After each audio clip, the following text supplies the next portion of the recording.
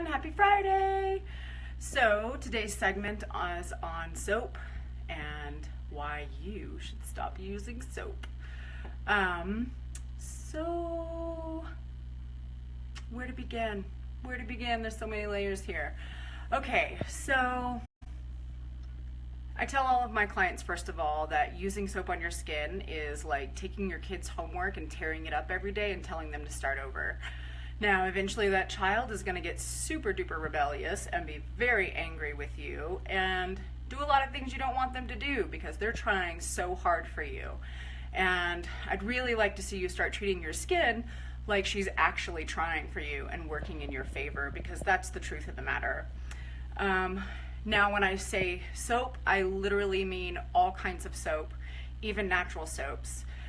What soap does is remove oil from the skin, and in a very harsh way.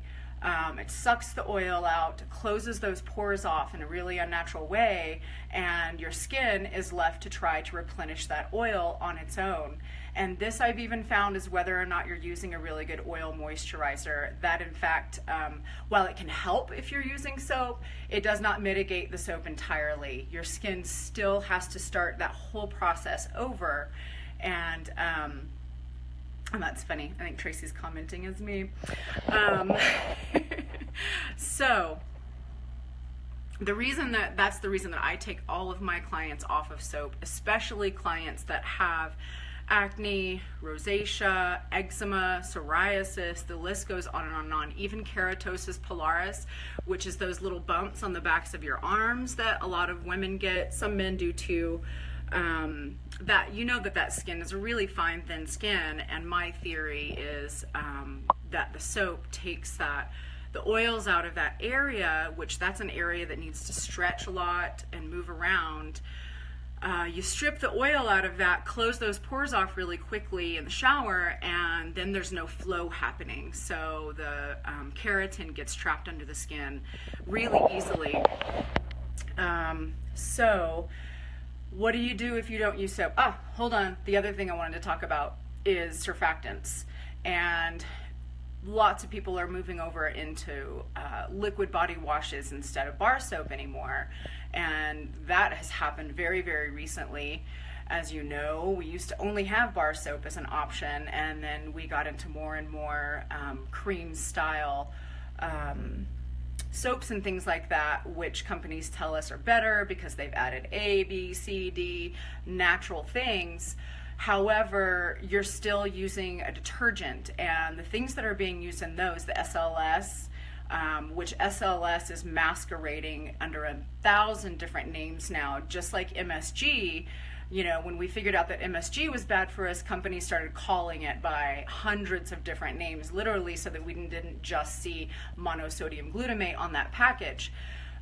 For instance, today I asked people if they have used that shampoo and conditioner that is by, I posted about it earlier, can't remember the name of them because I don't care enough. But they're doing customized shampoos and conditioners, and I cannot find the ingredients list anywhere on the website, and it says no SLS. So I wanted to know what they're using, and they are using a form of SLS. Someone sent me a picture of their package, and the second ingredient is in fact a surfactant. Now, a lot of these surfactants were originally used to clean off machinery and things like that, and now we put them on our bodies, but the companies have put forward the idea that if we just use a little bit, if we dilute it enough, it's safe, it's less likely to cause cancer, it's less harsh. But honestly, I don't want to use anything that could clean off your car engine. That's unacceptable to me, and it's absolutely unacceptable to your skin, which is why you're having so many skin problems. Now, you're probably asking yourself, okay, so what the hell do I use to clean my body with if I'm not going to lather it up in the shower and get a move on? You are going to use body scrubs for one. That's the easiest answer, and body scrubbing is an oil cleansing method. I don't want to see you using a body scrub that has large chunked salt or sugar or anything in it. All of my body scrubs are The ingredients are ground down into a really fine consistency, so it's face safe. I don't ask you to treat the skin on your body any differently than you would the skin on your face, so that's really important. Jessica, I have a store in Manitou Springs, so I'm really close by to you if you are in Colorado Springs. So body scrubs for one. For two, if you're looking for a more astringent type wash on your body, you can actually just use clay. And clay will give you that squeaky clean feeling, or squeaky queen feeling, if that's what you're going for. So it's definitely super astringent. You don't need to leave clay on for a long time to get that action with it. In fact, I encourage you to grab some clay. I sell a few different types here. I've got my, I'll flip the camera around. I've got my Pits and Bits wash. Ooh, my camera is foggy. And this is what my clients use on their armpits and their lower bits. Again, this is very astringent. I've also added some herbs in here that are known to help kill cancer cells. That's another reason why I use frankincense in a lot of my formulas. Is we've got an overabundance of skin cancer happening in this world right now, and anything that we can do to just try to do some immune system building topically is really helpful. So I've had more than one friend that has had a little spot of cancer in their nether regions where it has never seen, or probably rarely seen, the light of day. And my theory on that is that these detergent soaps are rinsing down and ending up in crevices and places and not getting rinsed fully. In fact, I posted something the other day about how with SLS and some of the other surfactants that they use, if you look at the material data safety sheet, it highly recommends that you rinse for at least 10 minutes to get all of it off. And I don't know who rinses for 10 full minutes on each part of their body in the shower. We just don't do that. So I really think that the overuse of these detergent surfactants and things like that are contributing to skin cancer in our world right now. Now for the face, my face washes are a powdered herbal wash with oatmeal in it, and oatmeal actually does have some really gentle and wonderful saponins, which are like soap. It's a plant soap basically. Yucca is another herb that has quite a bit, and that's in my face washes. So you're gonna get a clean feeling when you're done, but you're also, you're gonna notice that your skin remains extremely soft, very well hydrated, and that's what you're looking for at the end of your shower or bath or just washing your face. That feeling of like rubbing your skin and that not good. Not good at all. That means that you've stripped all the oil out of your skin. She's got to start over. We then usually have an overabundance of acne happening. So yeah, that's the way it goes down. And then the skin begins to make more eruptions, or things like eczema and psoriasis get even worse. And that even, I have a lot of clients that come in that are like, but I use Dr. Bronner's. I love Dr. Bronner's. The formula is amazing, but that is one of the most stripping things that you can actually use. And of course, it's a natural soap.